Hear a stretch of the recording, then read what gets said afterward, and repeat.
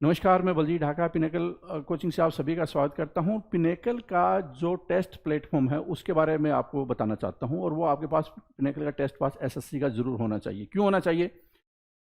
5 point बहुत important है।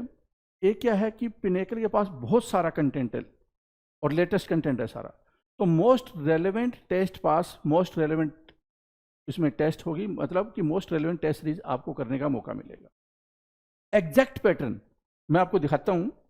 देखो, ये टायर 1 से टोटल पास है, आप देख सकते हैं इसको। ये टोटल पास है 2026-27 के लिए, और ये है टायर 2 स्पेसिफिक पास। ठीक है, पिनेकल की वेबसाइट पे जाना आपको इसको इसके लिए।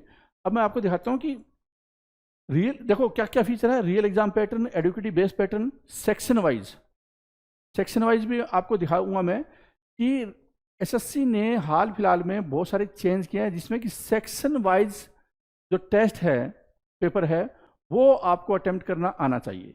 अगर 15 मिनट का टाइम है मैथ का, तो 15 मिनट में आपका होना चाहिए। तो अलग अलग सेक्शन के अलग अलग टाइम दे दिए गए हैं, वो हम देखेंगे। हमने री अटेम्प्ट का फीचर डाला, जिससे कि आप उस टेस्ट को कितनी भी बार दोबारा लगाना चाहें तो लगा सकते हैं। वैसे भी 11,000 से ज़्यादा टेस्ट हैं, लेकिन आप अगर पर्टिकुलर टेस्ट जो आपने दिया उसको दोबारा लगाना चाहते हैं तो लगा सकते हैं। और अपने आप स्टूडेंट है टाइम को कस्टमाइज कर सकता है। जैसे अगर 15 मिनट आप कम टाइम में करना चाहते हो, सेक्शन वाइज टेस्ट अटेम्प्ट कर रहे हो, कम टाइम में करना चाहते हो ताकि रियल एग्जाम में आपको ज़्यादा बेनिफिट मिले। मान लो आप 12 मिनट में करना चाहते हो, तो 12 मिनट आप अपने अनुसार एडजस्ट कर सकते हो। बहुत इंपॉर्टेंट फीचर है। तो चैप्टर वाइज टेस्ट है, सेक्शन वाइज टेस्ट है, प्रीवियस ईयर टेस्ट है, मॉक टेस्ट है, और ये tier 1, tier 2, CPO, CHSL, MTS, Delhi police, SSC, GD, इन सभी के टेस्ट। ये देखिए, ये एक इस तरह का प्लेटफॉर्म हो जो educative based platform, real exam का प्लेटफॉर्म आपको ऐसे ही मिलेगा। इसका मतलब क्या है? जो एक्सपीरियंस आपको होगा वो रियल एग्जाम का एक्सपीरियंस होगा। Part 1, part 2, part C, part 4 tier 1 में ऐसे आएगा ना। तो क्या होगा कि जैसे ये स्टार्ट होगा पार्ट 1 पहले, अब पार्ट 1 15 मिनट में आपको अटेम्प्ट करना है। तो जैसे ही 15 मिनट होगी आपका टाइम खत्म हो जाएगा, आपको सबमिट करना है, फिर दोबारा पार्ट 2 में आना है, आपको पार्ट बी में आना है। तो इस तरह से यहाँ पे टाइम आपको नजर आ रहा है। देखो यहाँ पे टाइम नजर आ रहा है, एक क्वेश्चन के 2 नंबर और 0.5 नेगेटिव मार्किंग, यहाँ पे आपको सारी चीजें नजर आ रही है। ठीक है, उसके बाद देखिए पार्ट 1 तो मैंने आपको बता दिया 15 मिनट का हो गया। फिर पार्ट सबमिट करना है आपको। इसमें आपका क्वेश्चन कितने, answer, note answer, mark for review, note visited, submit करना है, सबमिट कर दीजिए। वरना अगर आपके पास टाइम है तो कैंसिल करके जो अटेम्प्ट नहीं है उनको अटेम्प्ट कर सकते हैं। ठीक है, फिर देखिए पार्ट बी हो गया। जैसे पार्ट 1 ए था, ऐसे ही पार्ट अगला पोर्शन स्टार्ट हो जाएगा पार्ट बी का। ठीक है, यहाँ पे भी आ जाता है answer, note answer, mark for review, analysis के लिए। यहाँ पे आपको इस तरह से नजर आएगा, या टाइमिंग नजर आएगी, फुल स्क्रीन का ऑप्शन है, पॉज का ऑप्शन भी है यहाँ पे। ठीक है, मार्क फॉर रिव्यू है, 7 text, submit section, submit test. यहाँ पे मार्क्स कि ये क्वेश्चन कितने नंबर है, रिपोर्ट करना है क्वेश्चन को कि सही नहीं है ये क्वेश्चन, उसमें कुछ खामी है तो आप कर सकते हैं। तो ओवरऑल टेस्ट जो पैटर्न है वो बिल्कुल एडुकेटिव बेस्ड पैटर्न पे है, और आपको परफॉर्मेंस ओरिएंटेड हमने बनाया है पूरा। ठीक है, जूम आउट जूम इन भी कर सकते हैं। ठीक है, और ये ऐप पे भी दे सकते हैं, वेब पे भी दे सकते हैं। आमतौर पे आपको वेब पे ही देना चाहिए अगर आपके पास में लैपटॉप या कंप्यूटर है। वरना क्या है कि आप इसको दे सकते हैं किस पे, मोबाइल ऐप पे, पिनेकल की मोबाइल पे ऐप पे जाना है। फिर हमने री अटेम्प्ट का बनाया कि आप मान लो कोई टेस्ट में आपको लगा यार मैं कुछ इसको दोबारा करना चाहता हूँ, तो आप री अटेम्प्ट कर सकते हैं। कितनी बार री अटेम्प्ट कर सकते हैं। ये एनालिसिस इस तरह से आएगा, आपका स्कोर कितना हो रहा है, अटेम्प्ट कितने किए, एक्यूरेसी क्या है, कितना टाइम लगा, किस क्वेश्चन में कितना टाइम लगा, ये सारी चीज़ें आपके यहाँ पे आ जाएगी। ठीक है, कितनी % एक्यूरेसी चल रही है आपकी। ऐसे ही टायर 2 का टेस्ट है जो एडुकेटिव बेस्ड पैटर्न है, और इसमें 539 टेस्ट इंक्लूड किए गए। टायर 2 स्पेसिफिक है, जिसमें कि फुल लेंथ मॉक टेस्ट भी है, सेक्शनल टेस्ट भी है, चैप्टर वाइज भी है, प्रीवियस ईयर भी क्वेश्चन को इंक्लूड किया गया है। पार्ट 1, पार्ट 2, पार्ट 3 इस तरह से आपको ये मिलेगा। आपको पता होगा और आपको जानते होंगे कि हर सेक्शन का अलग अलग टाइमिंग है, तो बहुत ज़्यादा इंपॉर्टेंट हो जाता है। पिनेकल ने पूरा फोकस उसी के अनुसार कर दिया है। फुल स्क्रीन कर सकते हैं, पॉज कर सकते हैं, कितना टाइम बचा हुआ है, मॉक टेस्ट कौन सा है, ये जूम इन जूम आउट कर सकते हैं, सिंबल का मतलब क्या है। तो ये सारी चीज़ें आपको इस तरह से नजर आएगी। लैंग्वेज सेलेक्ट कर सकते हैं, हिंदी, इंग्लिश, और यहाँ पे नंबर ऑफ क्वेश्चन, यहाँ पे एनालिसिस कि भैया आंसर किया, नोट आंसर, इस तरह से आपको आएगा। फिर सबमिट करने से पहले अगर आपके पास टाइम है तो स्टे हेयर कर सकते हैं, वरना आप आगे बढ़ सकते हैं और नेक्स्ट पोर्शन स्टार्ट हो जाएगा, मतलब पार्ट बी स्टार्ट हो जाएगा। ठीक है। उसके बाद में देखिए पार्ट सी स्टार्ट होगा इस तरह से, पार्ट डी होगा, सी है, उसके बाद में क्या होगा कि आपका जो पार्ट सी है वो कंप्यूटर से रिलेटेड होता है, आपको पता होगा। ठीक है। अब देखिए यहाँ पे पहले पार्ट में 60 क्वेश्चन होते हैं, दूसरे में 70 क्वेश्चन होते हैं, और तीसरे में जो कंप्यूटर स्पेसिफिक है उसमें 20 क्वेश्चन होते हैं। आंसर कितने किए, नोट आंसर कितने, मार्क पर व्यू, और फिर आप इसको सबमिट कर सकते हैं। ठीक है। अगर आपके पास टाइम है तो इसको क्लोज करके देख सकते हैं, भी कोई अटेम्प्ट तो नहीं करना दोबारा। फिर यहाँ पे पूरा आपका समरी एनालिसिस वगैरह आ जाएगा सेक्शन वाइज, सेक्शन 1 2 ओवरऑल क्या परफॉर्मेंस रही है, कितना स्कोर किया, अटेम्प्ट कितने किए, एक्यूरेसी कितना, टाइम कितना लगा, कितना बचा, किस क्वेश्चन में कितना टाइम, सब कुछ इस तरह से आपको नजर आएगा। री अटेम्प्ट करना चाहते हैं उस पर्टिकुलर टेस्ट को, री अटेम्प्ट कर सकते हैं। परसेंटाइल कितने स्टूडेंट आपसे ज़्यादा बेटर कर रहे हैं, तो ये सारी चीज़ें आ जाती है। तो पिनेकल का ये मैंने फीचर बता दिया। आपके पास में एडुकेटिव बेस्ड पिनेकल का टेस्ट पास जरूर होना चाहिए। पिनेकल के पास सबसे ज़्यादा कंटेंट है, क्योंकि किताबें इतनी आती है, पिनेकल की लेटेस्ट कंटेंट है, उसका फायदा उठाइए और स्कोर अच्छा कीजिए। All the best. 1101 नंबर का क्वेश्चन हमारे स्क्रीन पर है। इसका मतलब सिर्फ इतना हुआ कि 1100 क्वेश्चन तक हम पहले ही प्रैक्टिस कर चुके हैं, वो भी क्या, जो कि प्रीवियस ईयर में आ रखे हैं, राइट। तो 1101 के क्वेश्चन को अगर देखेंगे हम, तो ये क्वेश्चन क्या कह रहा है? क्वेश्चन कह रहा है कि एनिमल्स लिविंग इन फ्लॉक्स, है ना, एनिमल्स लिविंग इन फ्लॉक्स, एनिमल्स की बात कर रहा है। और आप देख रहे हो यहाँ पे क्या लगा हुआ भाई, 1 2 3 4 5 6 हेमन लगे हुए हैं। तो we are also kind of animals, right. हम भी क्या है भाई, अलग तरीके के जानवर हैं।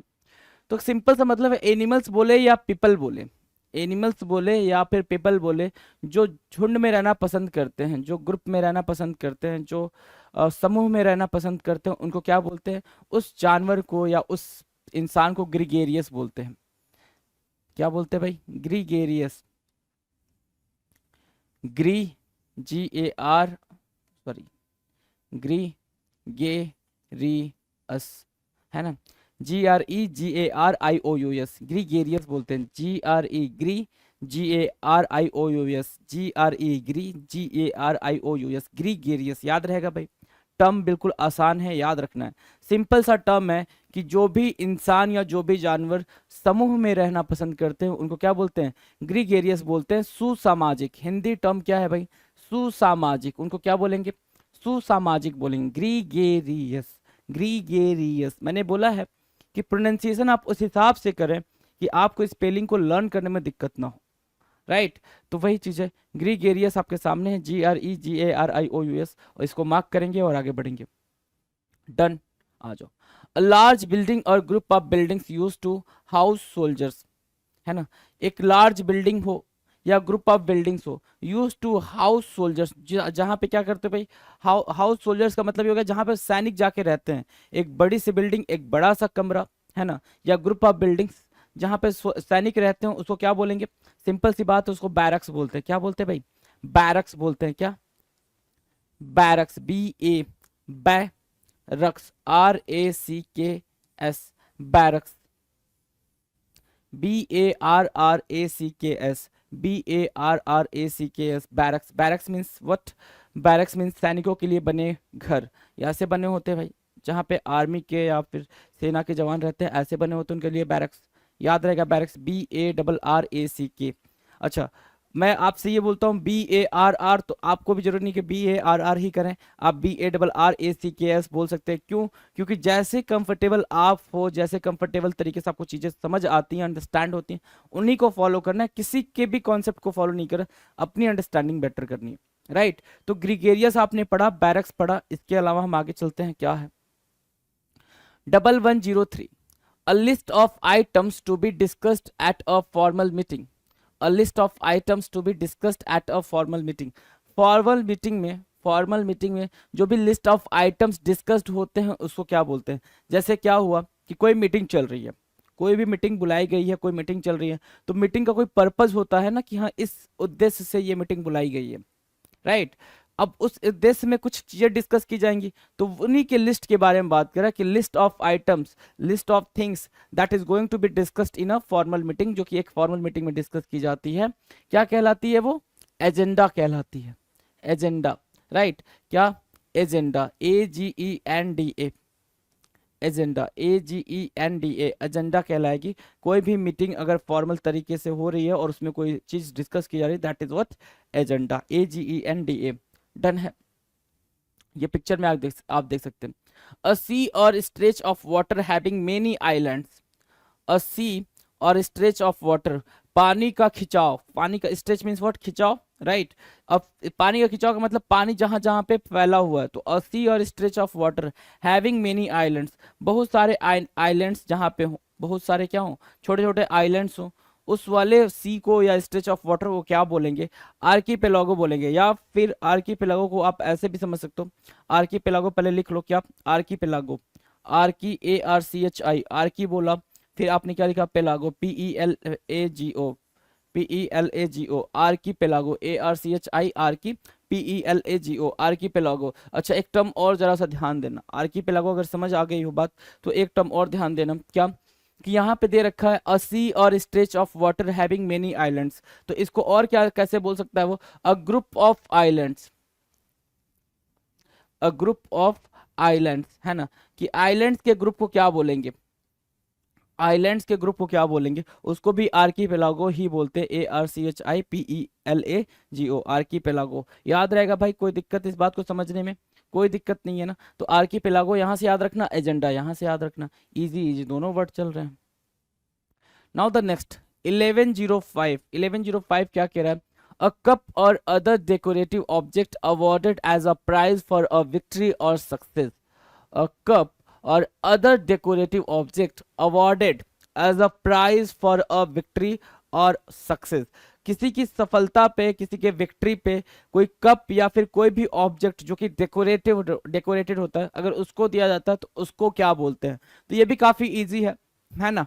क्यों इजी है, क्यों हमारे लिए ये इजी हो जाता है, क्योंकि हम कोई ना कोई मैच, कोई ना कोई ऐसी खेल को देख रहे होते हैं जहां पे ये चीजें मेंशन होती हैं। तो ये IPL की ट्रॉफी है भाई, तो इसको क्या बोलते हैं, ट्रॉफी बोलते हैं, टॉफी नहीं, गलती से टॉफी नहीं बोल देना, टॉफी तो आप खाते हो ना, क्या बोलेंगे भाई, ट्रॉफी बोलेंगे, TROPHY, ट्रॉफी, TROPHY, ट्रॉफी बोलते हैं, TROPHY, ट्रॉफी, राइट।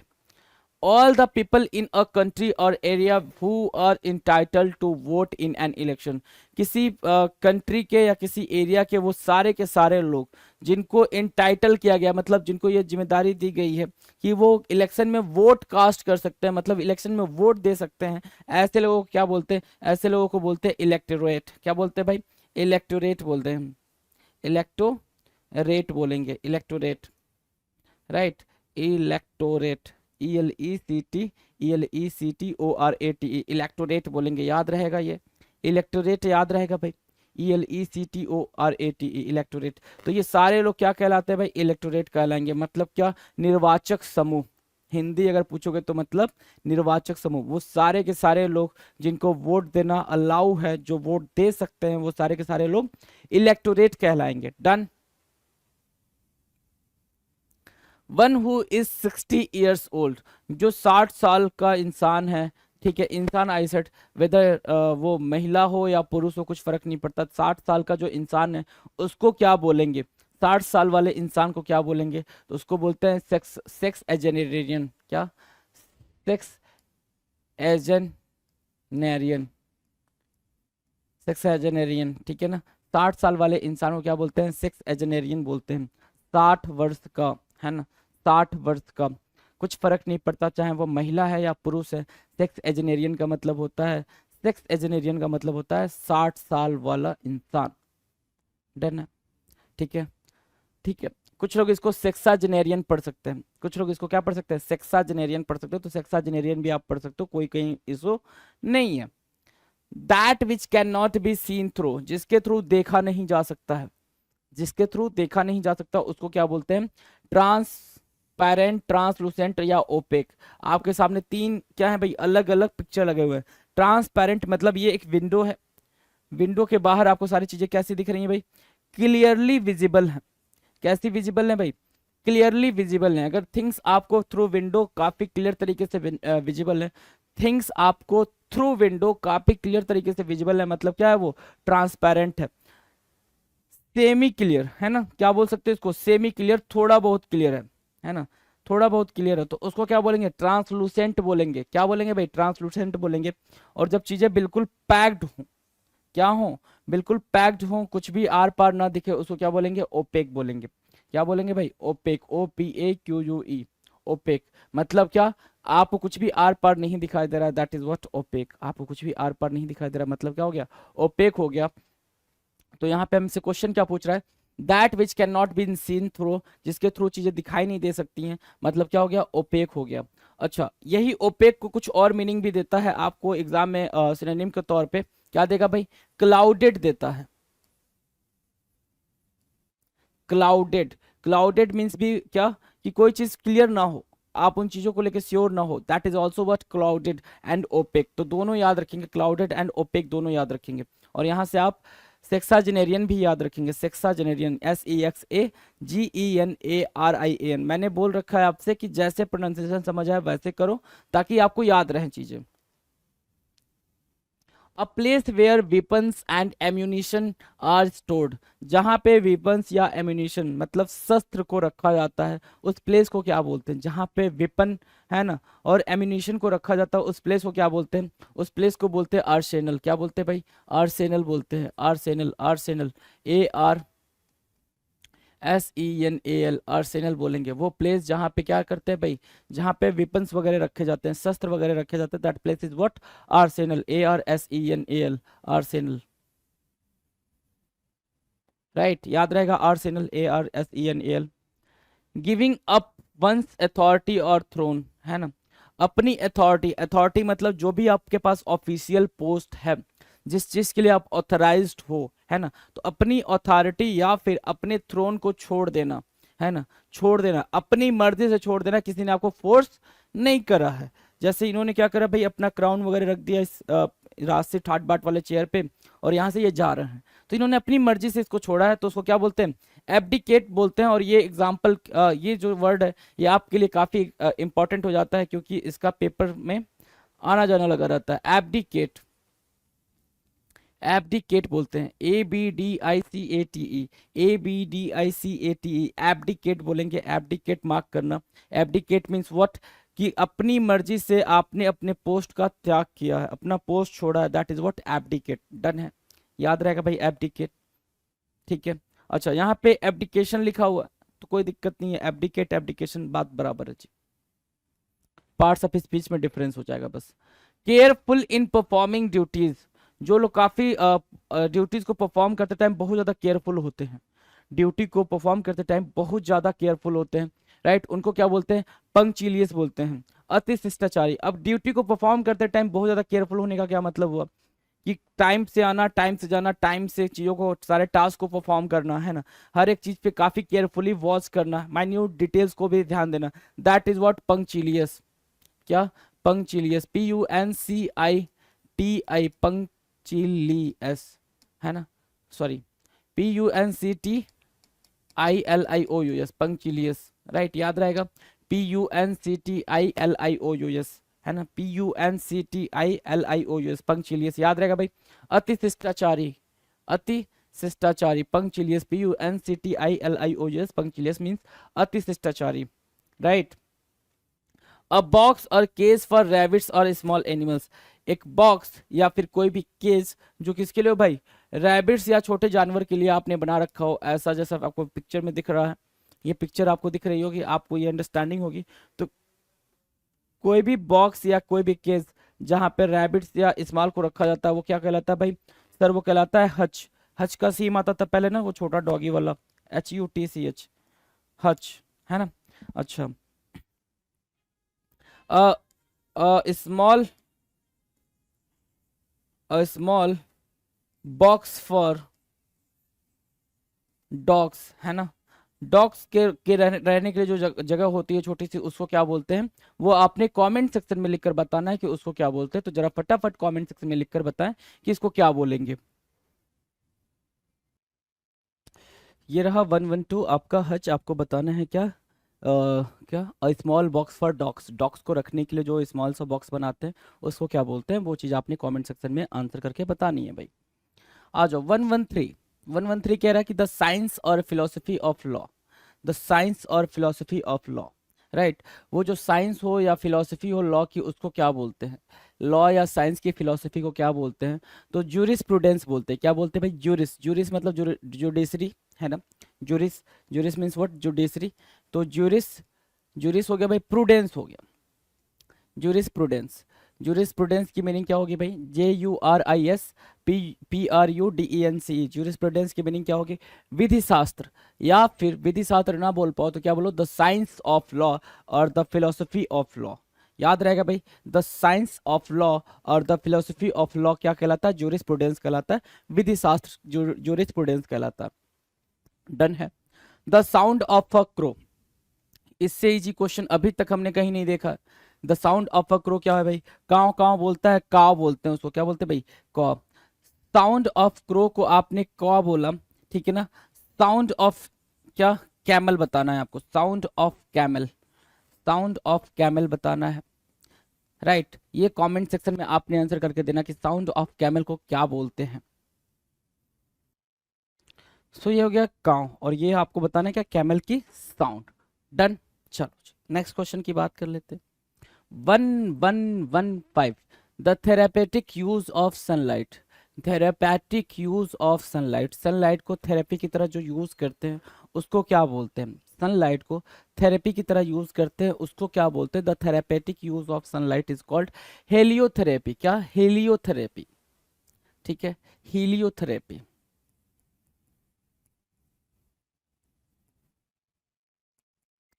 HELIOTHERAPY, हीलियोथेरेपी। हीलियोथेरेपी क्या कहलाता है? सूर्य चिकित्सा। The therapeutic use of sunlight, therapeutic use of sunlight is called हीलियोथेरेपी। हीलियोथेरेपी done है भाई। हीलियोथेरेपी जैसे लेते भाई क्या? सन बाथ जिसको बोलते हो आप लोग कभी कभी, है ना। अ पर्सन हु ड्रॉज और प्रोड्यूसेस मैप्स, एक ऐसा पर्सन जो क्या करता है भाई? मैप्स को ड्रॉ या प्रोड्यूस करता है, क्या कहलाता है? ठीक है, तो भाई ये सबसे सिंपल है आपके लिए। क्यों? क्योंकि बहुत बहुत बारी मैंने आपको बता रखा। क्या कहलाता है भाई? वो कार्टोग्राफर कहलाता है सर। क्या? Cartographer, GRAPHER, cartographer, cartographer, CARTOGRAPHER, cartographer is what? एक ऐसा पर्सन जो मैप ड्रॉ करता है, मैप प्रोड्यूस करता है, इज कॉल्ड कार्टोग्राफर। डन है। आ जाओ, अब बात करेंगे सिलेक्शन पोस्ट फेज 7 में आए हुए क्वेश्चंस के बारे में, है ना। सिलेक्शन पोस्ट फेज 7 में कितने क्वेश्चन पूछे गए हैं? 1 वर्ड क्वेश्चन से, अब उनकी बात करने वाले हैं। आ जाओ, 1117, 1117, 1117, 1117, a wide spread outbreak of a disease, है ना।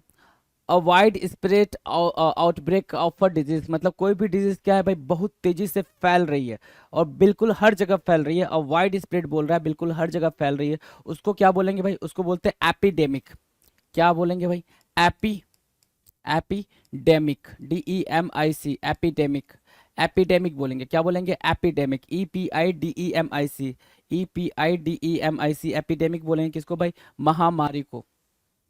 महामारी को क्या बोलेंगे? एपिडेमिक बोलेंगे। A wide spread outbreak of a disease is called epidemic, EPIDEMIC, epidemic. One who works for the good of others, है ना। जो दूसरों के, one who works for the good of others, है ना, जो दूसरों की हेल्प करता हो, दूसरों दूसरों की मदद करता हो, उसको क्या बोलते हैं? एल्ट्रुइस्ट बोलते हैं। क्या बोलते हैं भाई? एल्ट्रुइस्ट, एल्ट्रुइस्ट। ये हो गया बंदा क्या? एल्ट्रुइस्ट। अगर इसके नेचर को मुझे यहाँ पे मेंशन करना हो तो कैसा नेचर है भाई? नेचर इसका एल्ट्रुइस्टिक है, एल्ट्रुइस्टिक है, ठीक है, एल्ट्रुइस्टिक, ALTR, ALTRUISTIC, एल्ट्रुइस्टिक। और ये बंदा कैसा है भाई? ये जो बच्ची है ये कैसी है? एल्ट्रुइस्ट, एल्ट्रुइस्ट है, परोपकारी है, दूसरों की हेल्प करने वाली है, और इसका नेचर कैसा है? एल्ट्रुइस्टिक है। और ये जो पूरा फिनोमिना है इसको बोलते हैं एल्ट्रुइटिज्म, है ना। डन है भाई।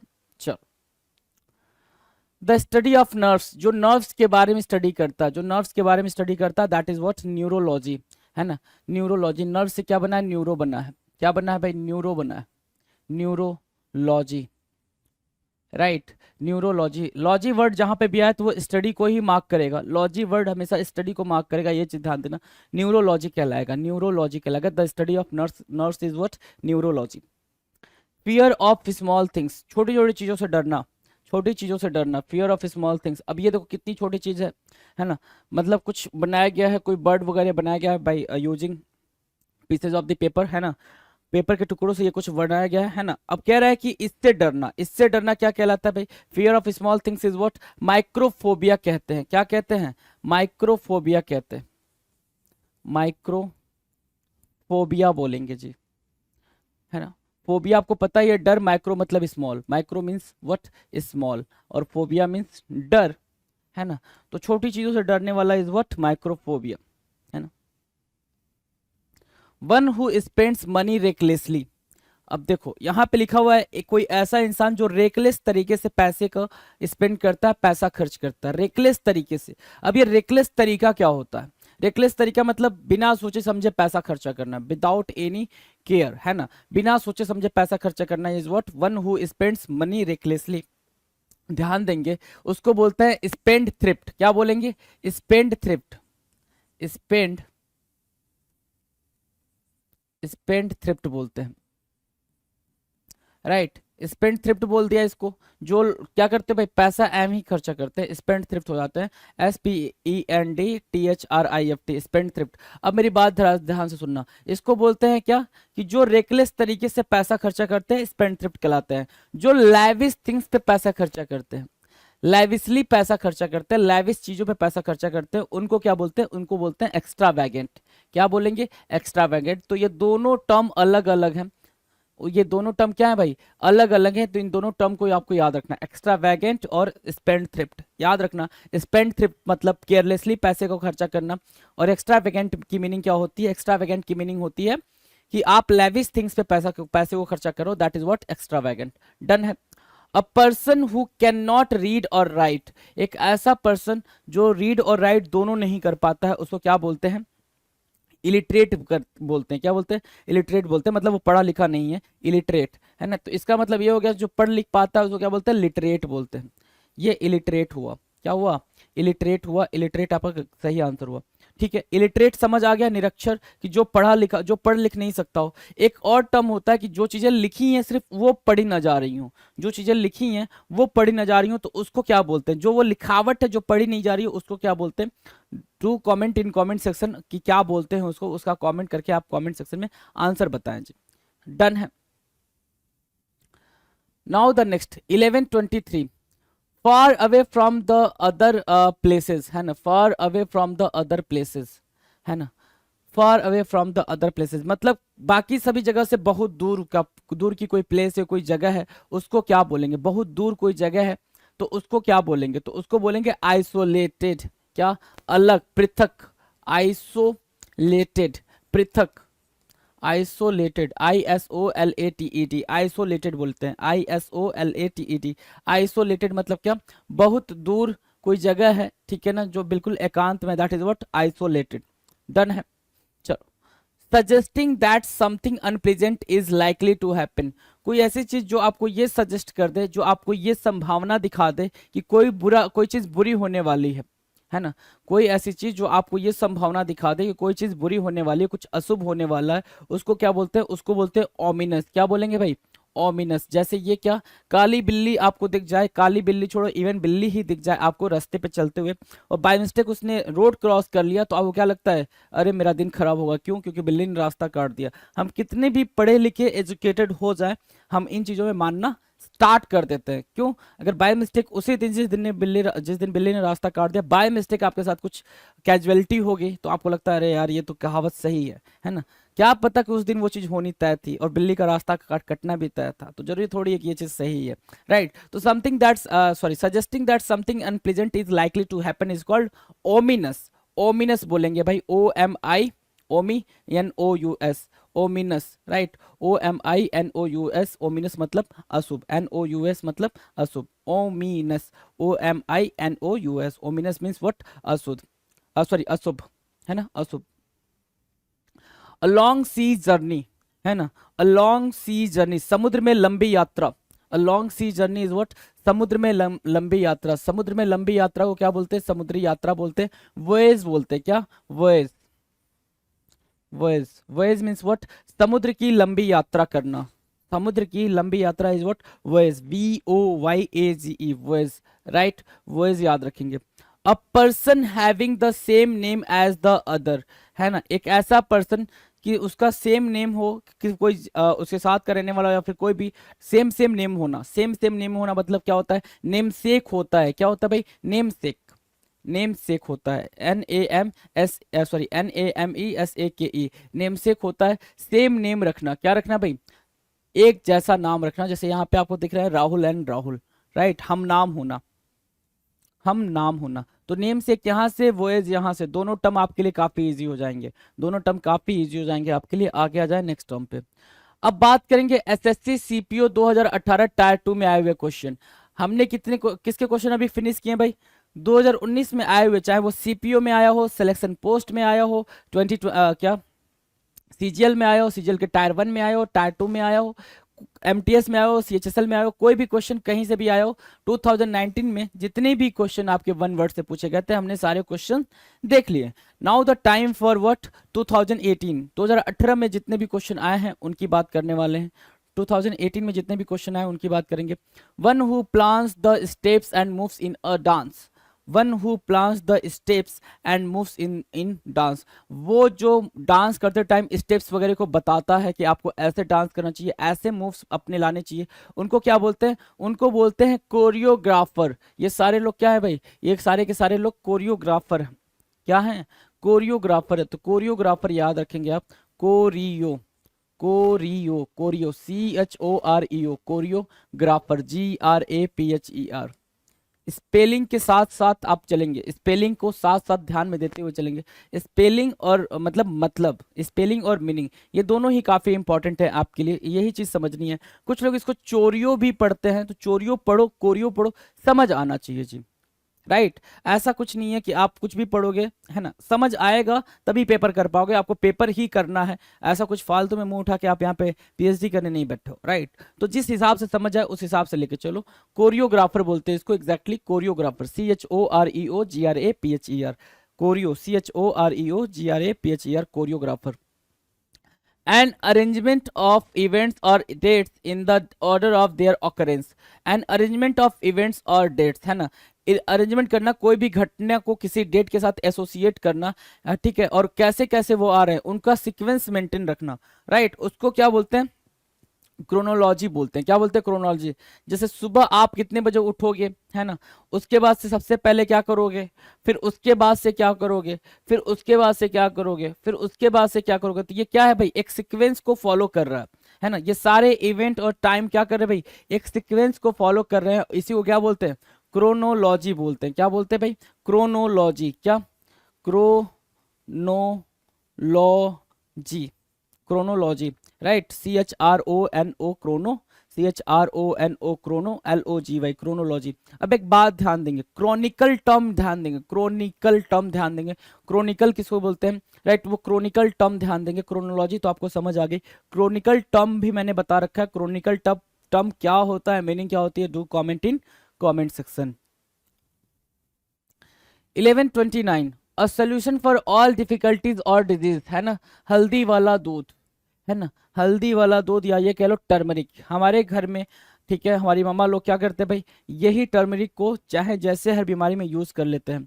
तो अ सोल्यूशन फॉर ऑल डिफिकल्टीज और डिजीज, हर डिजीज की, हर बीमारी का जो सोल्यूशन है उसको क्या बोलते हैं, पैनेसिया बोलते हैं। क्या बोलते हैं भाई, पैनेसिया, PANACEA, पैनेसिया, याद रहेगा भाई, panacea, PANACEA, panacea, right. Panacea means what, a solution for all difficulties or diseases, right.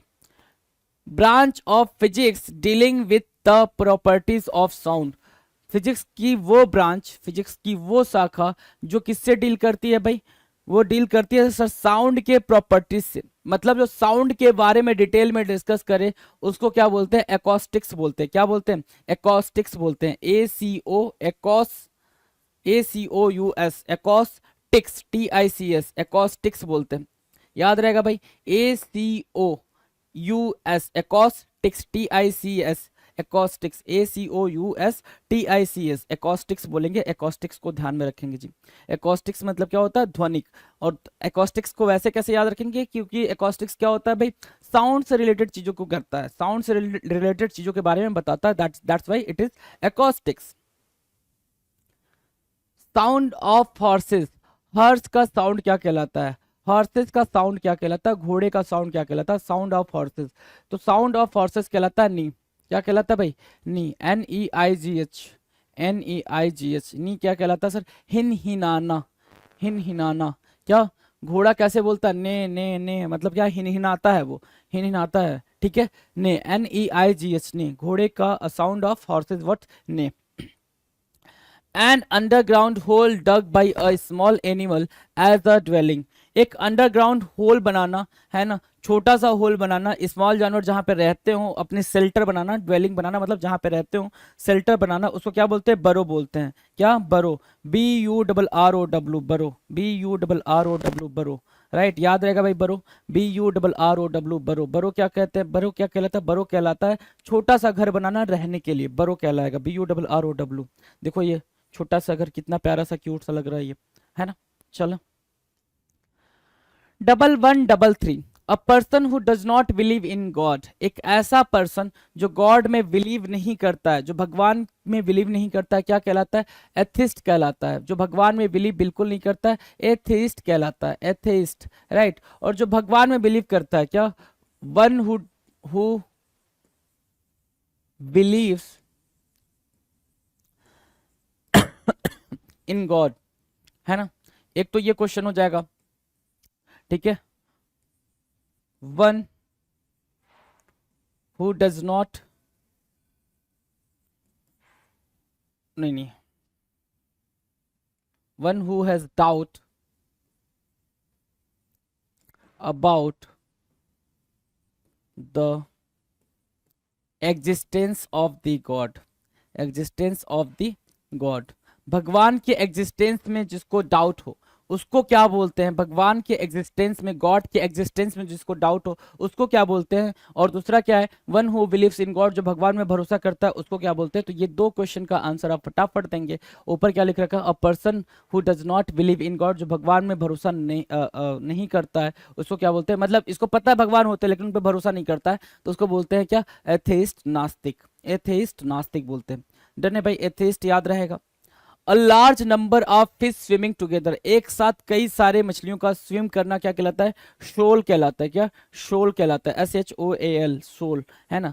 और इन्हीं को आप क्या बोल सकते हो, स्कूल ऑफ फिश भी बोलते हो। क्या, school of fish, group of fish को आप क्या बोलते हो, स्कूल ऑफ फिश भी बोलते हो। तो ये याद रखेंगे, ये भी याद रखेंगे, इसको भी याद रखेंगे, shoal or school of fish. A room or building with equipment for doing physical exercise, एक रूम या कोई भी बिल्डिंग जहां पे इक्विपमेंट रखे गए हो फिजिकल एक्सरसाइज को करने के लिए, उसको क्या बोलते हैं भाई, उसको जिम्नेशियम बोलते हैं। क्या, जिम्नेशियम, जिम, जिम हो गया भाई, नेशियम, NAINASIUM, जिम्नेशियम, ठीक है, जिम्नेशियम बोलते हैं, जिम, GYMNASIUM, जिम्नेशियम बोलते हैं। जिम्नेशियम मीन्स व्हाट, व्यायामशाला, अ room or building with equipment for doing physical exercise, gymnasium, GYMNASIUM, gymnasium बोलेंगे, याद रहेगा भाई, gymnasium. Extreme fear of confined places, extreme fear of confined places, देखो ये जिम है भाई, ठीक है, तो ये तो आपको पता ही है। Extreme fear of confined places मतलब एक ऐसा डर जो छोटी जगह को लेके होता है ना, क्लोज्ड जगह को लेके होता है, बंद जगह को लेके होता है, या फिर क्या भाई, छोटे जगह, क्लोज जगह, सारी चीजें आपको मतलब ये दोनों बातें आपको एक ही वर्ड से समझ में आ जाएंगी। क्या, क्लैस्ट्रोफोबिया, क्या, क्लैस्ट्रोफोबिया, क्लैस्ट्रो, क्लैस्ट्रो, राइट, CLAUSTRO, क्लैस्ट्रोफोबिया, क्लैस्ट्रोफोबिया। क्लैस्ट्रोफोबिया क्या कहलाता है, बंद जगह में डरना, बंद जगह में डरना, राइट, या छोटे जगह में डरना, होता है ना किसी को छोटा छोटा स्पेस पसंद नहीं आता, उसको खुला खुला सा चाहिए, तो क्लैस्ट्रोफोबिया होता है भाई। क्या, CLAUSTROPHOBI, claustrophobia means what, extreme fear of confined places, right, याद रहेगा भाई, extreme fear of confined places, कहीं कोई दिक्कत नहीं ना, चले ना, आ जाओ। अब बात करेंगे CGL 2018 टायर 2 में आए हुए क्वेश्चंस के बारे में। SSC CGL 2018 टायर 2 में क्या क्वेश्चन पूछे गए थे वन वर्ड से, उनकी बात करेंगे। पहला क्वेश्चन क्या आया था भाई, 1137 नंबर का, कॉजिंग ग्रेट डैमेज और सफरिंग। क्या, कॉजिंग ग्रेट डैमेज और सफरिंग, जिसकी वजह से बहुत ज्यादा डैमेज हो जाए। देखो ये फ्लड आया हुआ था ना, फ्लड आया हुआ था, इसकी वजह से बहुत ज़्यादा डैमेज हुआ था। तो उसको क्या बोलते हैं, जब भी फ्लड वगैरह आता है, अर्थक्वेक, फ्लड, ये सारी चीज़ें जब भी आती हैं तो डैमेज मतलब नुकसान बहुत ज़्यादा होता है, डिस्ट्रक्शन ज़्यादा होता है। तो क्या बोलेंगे भाई, कैटास्ट्रोफिक बोलेंगे, catastrophic, STROPHIC, strophic, catastrophic, catastrophic, CATASTROPHIC, catastrophic, CATASTROPHIC, catastrophic, catastrophic, catastrophic क्या कहलाता है सर, कैटास्ट्रोफिक कहलाता है तबाही, क्या, तबाही, कैटा, CATASTROPHIC, कैटास्ट्रोफिक क्या कहलाएगा, तबाही। A strong feeling of dislike towards someone or something, a strong feeling of dislike, है ना, हेट करने की क्या भाई, किसी चीज को हेट करना, बहुत ही तगड़े तरीके से हेट करना, अवर्जन बोलते हैं उसको, क्या, अवर्जन। अवर्जन क्या होता है सर, इंटेंस डिसलाइक होता है, इंटेंस डिसलाइक। डिसडेन भी कुछ लोग बोलते हैं, क्या, डिसडेन भी बोलते हैं, तो डिसडेन भी याद रखना जरा, डिसडेन, अवर्जन, है ना। और यहाँ पे एंटीपैथी दे रखा, तो एंटीपैथी भी याद रखेंगे, एंटीपैथी भी याद रखेंगे कि जो स्ट्रांग फीलिंग होती है डिसलाइक की किसी के लिए या फिर किसी थिंग को लेकर, उसको क्या बोलेंगे, antipathy, ANTIPATHY, anti, ANTIPATHY, antipathy, या फिर अवर्जन, इंटेंस डिसलाइक, डिसडेन, ये सब क्या है भाई, सिनोनिम हो जाएंगे, ये सारे के सारे क्या हो जाएंगे, सिनोनिम हो जाएंगे। इनको मार्क करेंगे, राइट डाउन करेंगे, आगे बढ़ेंगे। 1139 कह रहा, to express in an unclear way, बिल्कुल अनक्लियर वे में आपको क्या करना भाई, एक्सप्रेस करना। तो जो चीज बिल्कुल अनक्लियर वे में एक्सप्रेस होती है, जो तो वो चीज अंडरस्टैंडिंग नहीं होती भाई, वो अंडरस्टूड नहीं कर पाते हैं अपन, है ना। तो जो चीज अपन अंडरस्टूड नहीं कर पाते तो उसको क्या बोलेंगे, गार्बल्ड बोलेंगे, क्या, गार्बल्ड, गार्बल्ड, या फिर गार्बलेड, GARBLED, GAR गार्बलेड। गार्बलेड क्या होता है sir, to express in an unclear way, बिल्कुल अनक्लियर वे में क्या चीज करना भाई, कोई चीज एक्सप्रेस करना, that is what, garbled, GARBLED। Something happening by chance in a happy and beneficial way, कोई चीज बाई चांस हो रही है लेकिन वो क्या आपको दे रही है भाई, खुशी दे रही है। कोई चीज बाय चांस हो तो रही है लेकिन उसके उसकी वजह से आपको क्या मिल रहा है, हैप्पीनेस मिल रहा है, तो उसको क्या बोलते हैं, सेरेंडिपिटी बोलते हैं, क्या बोलते हैं भाई, सेरेंडिपिटी, सेरेन, या फिर सीरीन बोल लो, सीरीन, SEREN, सीरीन, सीरीन मतलब कामनेस, तो सीरीन कामनेस से बना serendipity, DIPITY, serendipity, PITY, serendipity, serene, अच्छा सीरीन क्या होता है भाई, कामनेस होता है, SERENE, सीरीन मतलब क्या, कामनेस, है ना, बहुत ज्यादा शांत होना, कामनेस, सीरीन कामनेस। और सीरेंडिपिटी क्या हो जाएगी भाई, कि अचानक से आपको कोई चीज बेनिफिशियल थिंग्स मिल गई है या फिर आपको बहुत ज्यादा खुशी मिल गई है, उसको बोलते हैं सीरेंडिपिटी। डन है। 1141 की बात करें, lacking in variety and interest, lacking in variety and interest, है ना, जिनको बहुत सारी चीजें पसंद ना हो, है ना, बहुत सारी चीजों में इंटरेस्ट ना हो, उसको क्या बोलते हैं, उसको बोलते हैं मोनोटोनस, क्या बोलेंगे भाई, monotonous, monotonous, TONOUS, monotonous. Monotonous क्या होता है भाई, नीरस, जिसको बहुत सारी चीजें पसंद नहीं होती हैं, उसको क्या बोलते हैं भाई, मोनोटोनस, जैसे ये गोलूराम, right. Something causing shock or डिसमे, कोई चीज जो आपके अंदर क्या पैदा कर दे भाई, धक्का लग जाए, जिसको आपको देख के, है ना, शॉक लग जाए, है ना, जैसे ये क्या डिस्ट्रक्शन हुआ, जो ये इंसिडेंट हुआ, इसको देख के बहुत सारे लोगों की हालत खराब हो जाएगी भाई, ट्रेन से ट्रेवल नहीं करेंगे। लेकिन आप किसी भी चीज से ट्रेवल करो, जब ये चीज होनी है तो होनी है, ठीक है। So something causing shock or डिसमे क्या कहलाता है, एपॉलिंग कहलाता है, appalling, appalling, right. Something causing shock or dismay, that is what, appalling, APPALLING, appalling कहलाता है, APPALLING, एपॉलिंग, भय उत्पन्न करने वाला। Continuing for a very long time, है ना, continuing for a very long time, बहुत लंबे टाइम तक क्या करना भाई, कोई चीज का बहुत लंबे समय तक होना क्या कहलाता है, एंडलेस कहलाता है। अच्छा एंडलेस नहीं कहलाता, देखो ये एंडलेस है ना, रोड पता नहीं कहाँ तक जाती रहेगी, उसको बोलते हैं इनटर्मिनेबल, जो चीज टर्मिनेट ना की जाए, इनटर्मिनेबल, टर्मिनेबल, इनटर्मिनेबल, जो चीज क्या हो भाई, चलती जाए चलती जाए चलती जाए, इनटर्मिनेबल मतलब जो चीज टर्मिनेट ना की जाए, इनटर्मिनेबल मतलब क्या हो जाएगा भाई, अनंत हो जाएगा। इम्पॉसिबल टू सेटिस्फाई, जिसको सेटिस्फाई ही ना किया जा सके। आप उसको चाहे कितनी भी चीजें दे दो, वो सेटिस्फाइड नहीं होगा, उसको कहीं ना कहीं ये चीज की कमी है, वो चीज की कमी है, फलानी चीज की कमी है। तो इम्पॉसिबल टू सेटिस्फाई क्या होता है? इनसेटिएबल होता है। क्या होता है भाई? Insatiable. Insatiable, insatiable means what? जिसको बहुत सारी चीजें जो सेटिस्फाई ना हो पाए चीजों को लेके, इनसेटिएबल बोलेंगे। INSATIABLE, right. Splendid and expensive looking, splendid and expensive looking को क्या बोलते हैं? स्प्लेंडेड मतलब ग्रैंड, एक्सपेंसिव लुकिंग कोई चीज बहुत ही शानदार तरीके से नजर आ रही है, बहुत ही शानदार तरीके से नजर आ रही है, उसको क्या बोलेंगे? समटुअस बोलेंगे। क्या?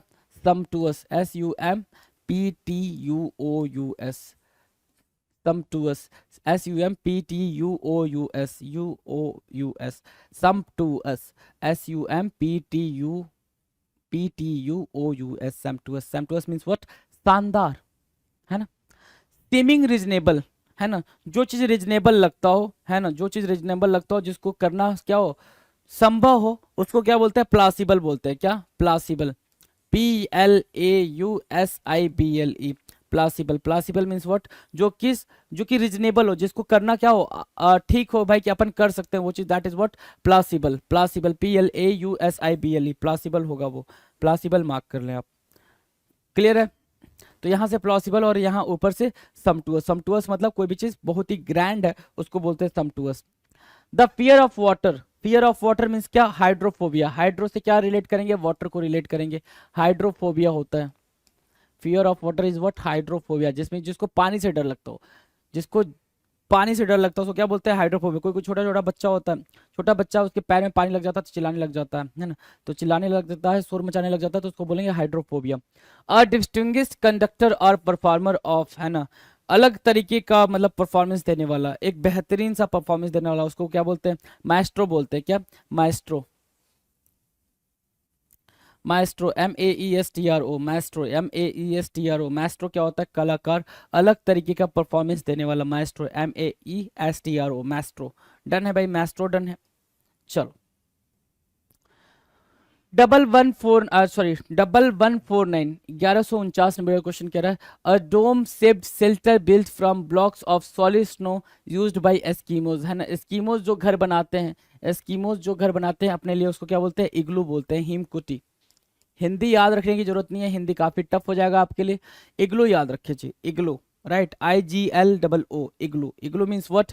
अ dome shaped shelter built from blocks of solid snow, बर्फ से जो बनाए जाते हैं एस्कीमो द्वारा, उसको क्या बोलते हैं भाई? एस्कीमो द्वारा बनाए जाते हैं, तो एस्कीमो द्वारा बनाए जाने वाले को इग्लू बोलते हैं। The science which studies the crust of the earth, जो अर्थ के क्रस्ट को स्टडी करता है उस साइंस को क्या बोलते हैं? जियोलॉजी बोलते हैं। जो अर्थ के क्रस्ट को स्टडी करता है उस साइंस को क्या बोलते हैं भाई? उसको जियोलॉजी बोलते हैं, geology, GEOLOGY, geology, GEOLOGY, geology बोलते हैं। जो साइंस डील करती है, स्टडी करती है अर्थ के क्रस्ट को, उसको क्या बोलेंगे? जियोलॉजी बोलेंगे। जियोलॉजी याद रहेगा, GEOLOGY, जियोलॉजी। जियोलॉजी याद करने में कोई दिक्कत नहीं है। हाँ जी, आ जाओ। है ना, कितने क्वेश्चन का? 1150 क्वेश्चन का यहाँ पे हुआ समापन। अभी तक हमने कितने क्वेश्चन की प्रैक्टिस करी है? 1150 क्वेश्चन की प्रैक्टिस कर ली है, जो कि प्रीवियस ईयर में आए हुए हैं।